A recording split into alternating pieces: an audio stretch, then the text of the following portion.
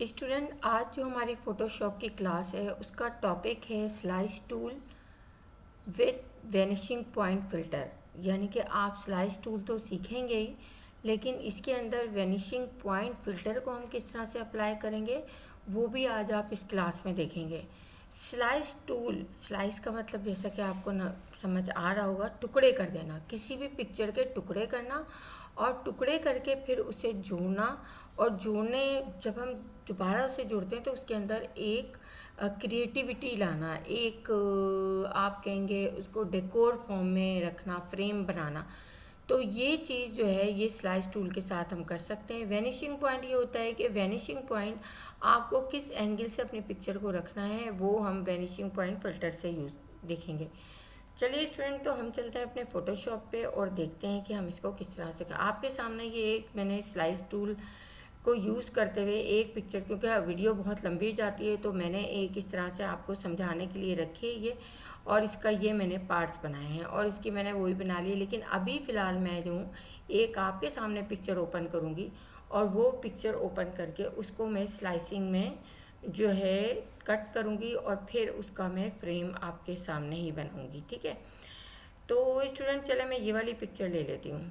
ठीक है, अब यहाँ पर ये पिक्चर मैंने ले ली। यहाँ पर आप देख रहे हैं आपके सामने, आप जो है यहाँ आ जाइए जनाब। ये जो आपका क्रॉप है इसी के अंदर स्लाइस टूल है। अब स्लाइस टूल आप इस तरह से भी स्लाइसिंग कर सकते हैं। जब स्लाइस टूल ले लें तो आपको एक स्लाइस यूँ बनानी है, एक स्लाइस आपको जो है वो इस तरह से, सॉरी, एक स्लाइस आपको इस तरह से बनानी है और एक स्लाइस आपको इस तरह से बनानी है। ठीक है स्टूडेंट, आप जो है इस तरह से यहाँ पर ये ले सकते हैं। तो ये तो हम मैनुअली क्रिएट करते हैं कि हम इस तरह से स्लाइस बना के और इसकी स्लाइसिंग कर लें। लेकिन हम जो है यहाँ पर इस तरह से काम नहीं करेंगे, हम मेजरमेंट के साथ काम करेंगे। ठीक है ना। अब यहाँ पर मैं लेती हूँ slice selection tool. Slice selection tool लिया मैंने और इसको डिलीट किया, इसको सेलेक्ट किया, डिलीट किया, इसको सेलेक्ट किया, डिलीट किया। इससे आप देखिए स्लाइस सिलेक्शन टूल से आप इसको मूवमेंट के लिए भी यूज़ कर सकते हैं और सेलेक्ट करके डिलीट करने के लिए भी यूज़ कर सकते हैं। ठीक है स्टूडेंट, तो हम आ जाते हैं स्लाइस टूल पे, राइट क्लिक करेंगे स्लाइस टूल सेलेक्ट करने के बाद और डिवाइड स्लाइस में आ जाएंगे। अब डिवाइड स्लाइस में देखिए आप कि यहाँ पर मैं किस तरह से इसको डिवाइड करूँगी। ठीक है ना, यहाँ पर भी वन ले लिया मैंने, यहाँ पर भी वन ले लिया। अब देखिए जो मुझे हॉरिजॉन्टल लेना है वो कितने लेने हैं मुझे, हॉरिजॉन्टल मुझे कोई नहीं लेना, ज़ीरो रखना है। ठीक है ना, यानी बस वन का मतलब है ज़ीरो। वर्टिकल में लूँगी यहाँ पर टू, पॉइंटर की से मैं इसे बढ़ा रही हूँ, 3 4 5, 5 पार्ट्स में ले रही हूँ ताकि 5 पार्ट्स में ये एक आपका बिल्कुल कंप्लीट आ गया। ये एक कंप्लीट पार्ट है, ये एक कंप्लीट पार्ट है। ये 5 लें, 7 लें या फिर आप 3 लें, इस तरह से ऑड नंबर में आप लेंगे। ठीक है, यहाँ पर ये मैंने कर लिया इसको। अब मैं इसकी स्लाइसिंग करूँगी, बस ये मैंने स्लाइसिंग सेट कर दी अपनी। अगर आप स्लाइस सिलेक्शन टूल से कोई इसको ऊपर नीचे करना चाहते हैं, मूव करना चाहते हैं, कोई डिलीट करना चाहते हैं, तो अभी मैंने आपको बताया है कि यहाँ से आप इससे आप ले सकते हैं, इससे आप जो भी कुछ करना है। लेकिन अभी हमें कुछ भी नहीं करना है, हम जाते हैं यहाँ पर फाइल में और एक्सपोर्ट करते हैं। एक्सपोर्ट में आप जो है सेव फॉर वेब लेंगे। क्या लेंगे? Save for web. Save for web से ये पार्ट्स में आपका सेव होगा। सिंपल आप सेव करेंगे, पीएनजी में आप सेव करेंगे, जेपीईजी में वो पूरी फाइल ही सेव होगी। हमें तो इसके पार्ट सेव करना है ना, तो इसलिए हमें सेव फॉर वेब लेना। अब देखिए ये बहुत बड़ी फाइल है, मैं पहले इसको छोटा करूँगी क्योंकि ये फिर हमें एडजस्ट करने में प्रॉब्लम करेगी। अब देखिए यहाँ 41 इंचज़ बहुत होता है। ठीक है ना, मैं यहाँ पर इसकी रेजोल्यूशन कर रही हूँ 100 और मैं यहाँ पर इसका साइज़ जो कर रही हूँ वो 10 कर रही हूँ, बस मेरे लिए काफ़ी है इतना। सही है, इसको मैंने कंट्रोल प्लस किया, ये बड़ा हो गया, इतना भी काफ़ी है, 10 भी काफ़ी इंचज़ होता है। अब यहाँ में आ गई, एक्सपोर्ट किया मैंने सेव फॉर वेब पे, ये आ गए हम। अब देखिए जल्दी से हो गया, देर में होगा तो इसका मतलब है आपकी फ़ाइल का साइज़ बड़ा। अब आप यहाँ सेव कर लीजिए। सेव में एक फ़ोल्डर स्लाइस का आप उसमें बना लें अपने डाउनलोड में, माई डॉक्यूमेंट में, और उसमें आप यहाँ सेव करेंगे। अब यहाँ पर ये पहले से एक है, इसको छोड़ दीजिए आप। आपको इसका लेना देना नहीं। यहाँ पर मैं 1 प्रेस करूँ। देखिए ये मत भूलिएगा आप कि आपने नंबरिंग ज़रूर करनी है ताकि आपको इमेज का पता चले, वरना आपको इमेज का पता नहीं चलेगा। जिसमें है वो उसी में स्लाइसिंग कर देगा, फिर आपको एक एक को ढूंढना पड़ेगा। अब 1 मैंने कर दिया और मैंने सेव कर दिया, ऑटोमेटिक ये इमेज के फोल्डर में सेव कर देगा। अब मुझे यही साइज़ फाइल का चाहिए। अब मैं आ जाती हूँ, मूव टूल अपने सेलेक्ट कर लिया, यही फाइल का साइज़ चाहिए और इसको थोड़ा सा बड़ा करके हम इसी में सेटिंग करेंगे फ्रेम बनाने के लिए। तो इसको या कंट्रोल ए कर लिया मैंने, सेलेक्ट ऑल, कंट्रोल सी कर लिया, कॉपी, न्यू जाके उसमें कर लें या कंट्रोल एन कर लें आप।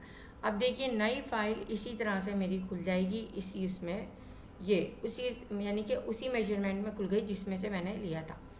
अब मैं थोड़ा सा इसको जो है क्रॉप टूल से कैनवस का साइज़ बड़ा करूँगी यहाँ पर, ठीक है, हॉरिजॉन्टली सॉरी, ये मैंने बड़ा कर लिया और मैंने इसको क्रॉप कर दिया, सही है।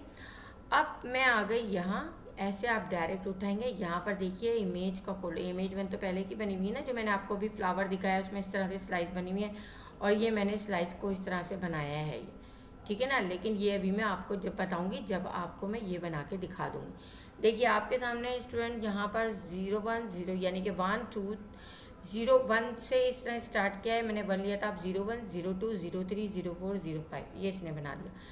सबसे पहले मैं जो हूँ यहाँ पर 1 वाला लूँगी, ठीक है ना।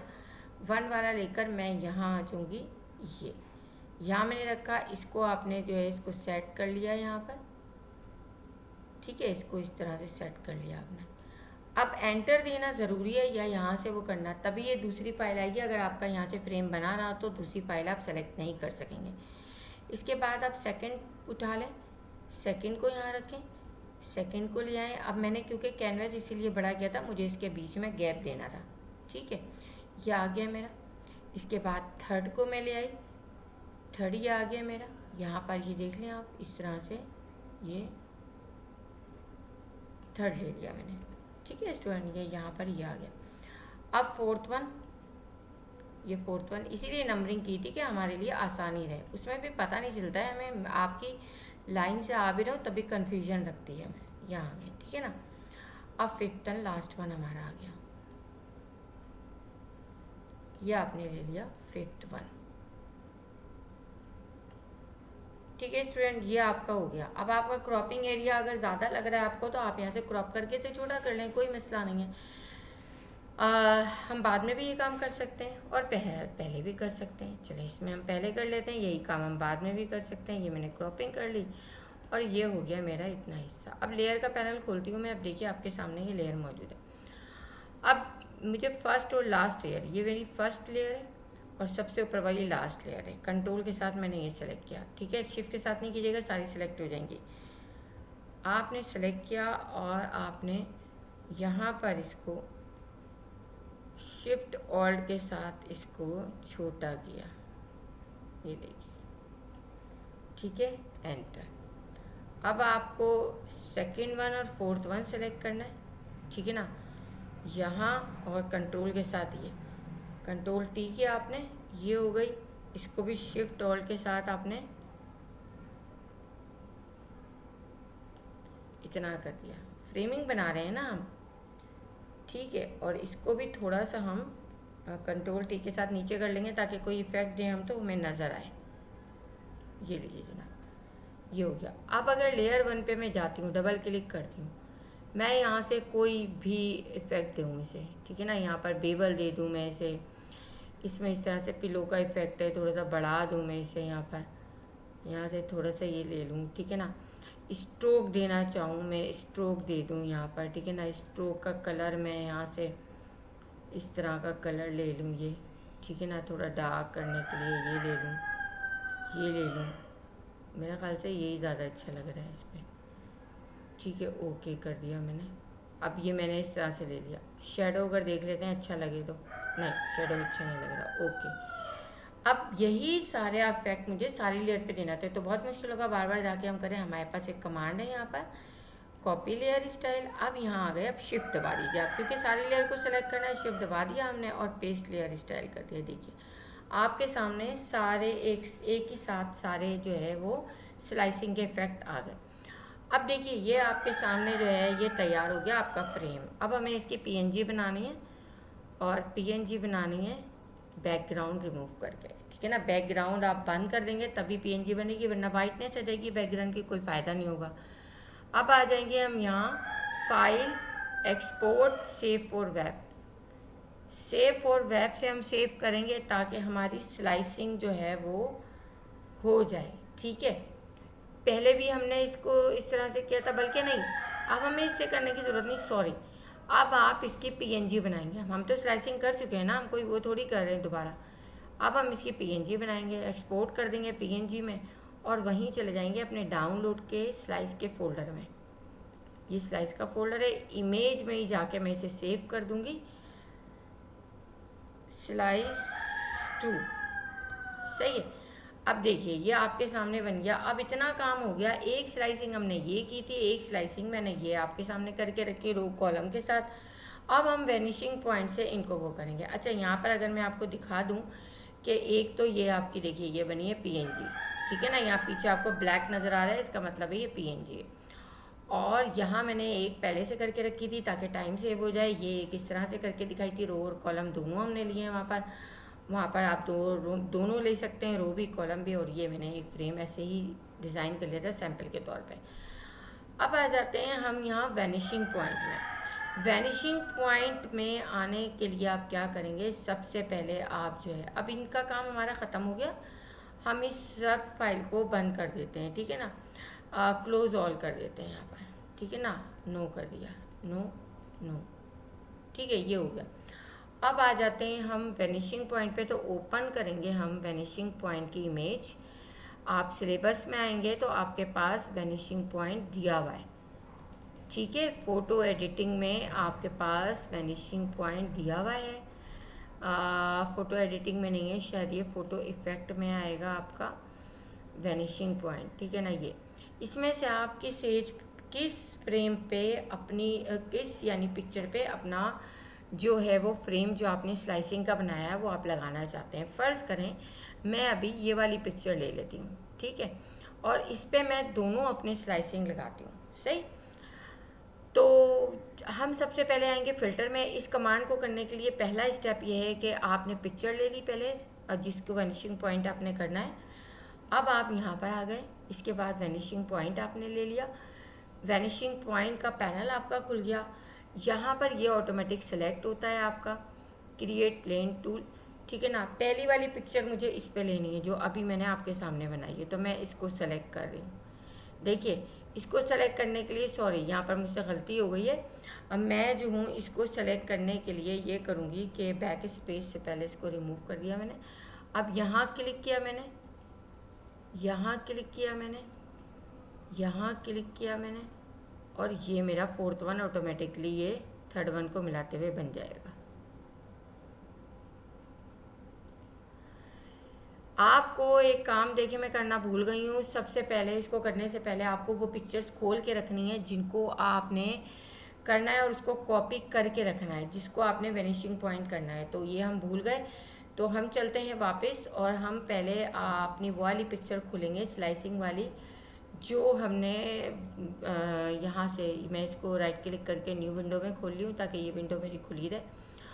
और यहाँ पर जो है सबसे पहले देखिए मैंने क्या किया है, यहाँ पर मैं पहले यहाँ पर डाउनलोड में आ जाती हूँ। अब खोल ही लेते हैं, हम क्या करें, यहाँ पर स्लाइस में आते हैं, स्लाइस में आके दोनों पिक्चर खोल के रखूँगी मैं, ठीक है ना, एक दफ़ा में दोनों पिक्चर। पहले ये वाली पिक्चर खोल लेती हूँ मैं, ठीक है, ये खोल ली। अब वापस आती हूँ दोबारा से, और मैं दूसरी वाली अपनी पिक्चर खोल लेती हूँ, ठीक है, ये जो हमने जेपैग बनाई है वो।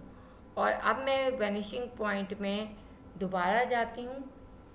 चलें, पहले मैं अभी दोबारा नहीं जा रही, पहले मैं इस वाली पिक्चर को मैं कंट्रोल ए कर रही हूँ, कंट्रोल सी कर रही हूँ। अब मैं आ जाती हूँ अपनी वेनिशिंग पॉइंट वाली पिक्चर पे, ये आ गई, इसमें आके फ़िल्टर में आ गई है, ठीक है स्टूडेंट, समझ आ रहा है। पहले उन पिक्चर को कॉपी करके रखना है जिसको आपने वेनिशिंग पॉइंट के फ्रेम में डालना है, वो मैंने कॉपी कर लिया। वेनिशिंग पॉइंट पे आ गई मैं। अब मैंने यहाँ पर ये सेलेक्ट नहीं है, ये ऑटोमेटिकली बाय डिफ़ॉल्ट सेलेक्ट नहीं हो तो आप कर लीजिएगा। यहाँ पर आते हैं, हमारा यही फ्रेम हमारा इम्पोर्टेंट है, यही टूल हमारा इम्पोर्टेंट है, हमें और टूल का कोई काम नहीं है, हमें इस टूल को अच्छी तरह समझ लेना है। ये लीजिए जनाब, हो गया। अब कंट्रोल वी कर लीजिए आप, ये आ गई आपके सामने। यहाँ पर ये भी बहुत बड़ी है, ठीक है ना, ये बहुत बड़ी है। चलें कोई बात नहीं, हम यहाँ से भी छोटी कर सकते हैं। ये आप ट्रांसफॉर्म ले लें, यहाँ से ट्रांसफॉर्म लेने के बाद आप यहाँ पर आ जाएं।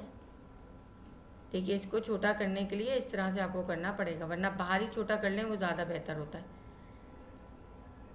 यहाँ पर अभी मैं एक उसकी तरह उस तरह से आपको बताऊंगी, ठीक है ना। यहाँ पर ये ले लिया आपने, अब आपने ये ले लिया यहाँ पर। यहाँ पर जो है इसको थोड़ा आपने ये कर दिया। अब ये हमने बाहर नहीं किया था ना, इस वजह से हमें प्रॉब्लम हो रही है। ये देख लीजिए जनाब, आपके सामने ये हो गया आपका फ्रेम सेट, ठीक है। देखिए अब आप अगर उसको वो कर रहे हैं, ठीक है ना।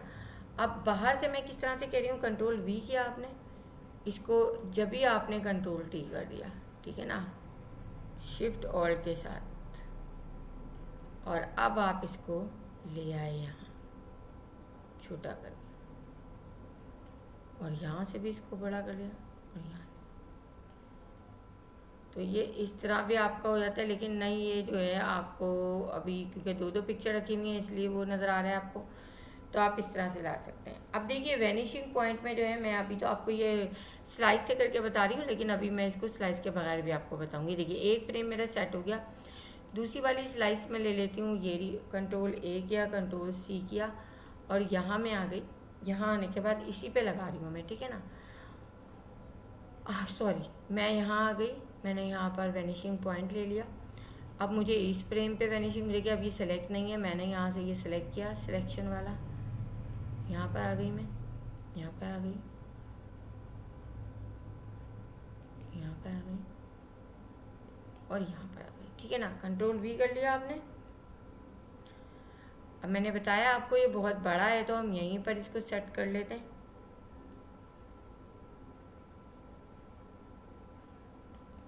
सही है, और अब आप ले आए यहाँ, ये देखिए ये आ गया। अब यहाँ से भी आपको मज़ीद सेटिंग करना पड़ेगी, ऐसी बात नहीं है, ये भी आपकी इस पे वो हुआ है।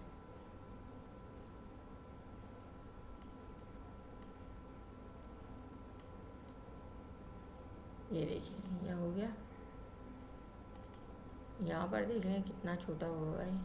पहले इसको इस तरह से आप सेटिंग कर लें, अब इसको इस तरह से ले लें। ये देखिए ये है इसका सही तरीका, और आपने एंटर दे दिया।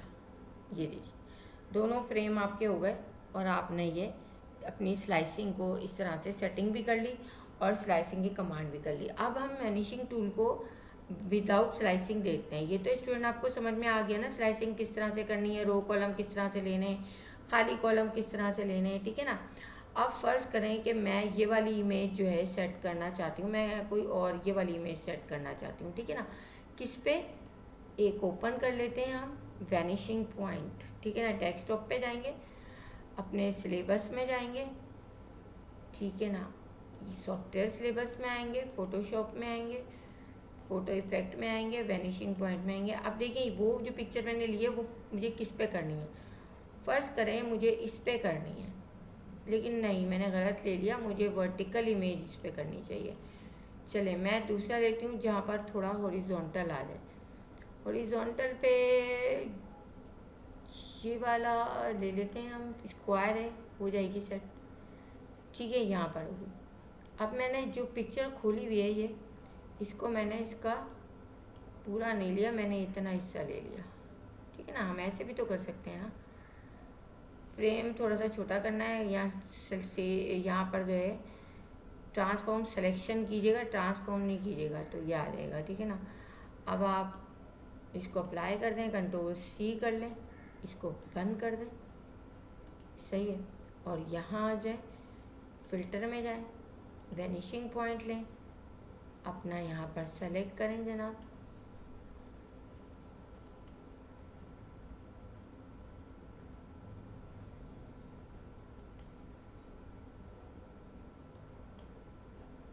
ठीक है। थोड़ा सा इसको अंदर की साइड पे कर लें, फ्रेम कभी हो जाए तो आपके पास ये ऑप्शन होता है कि आप इसे सेट कर लें।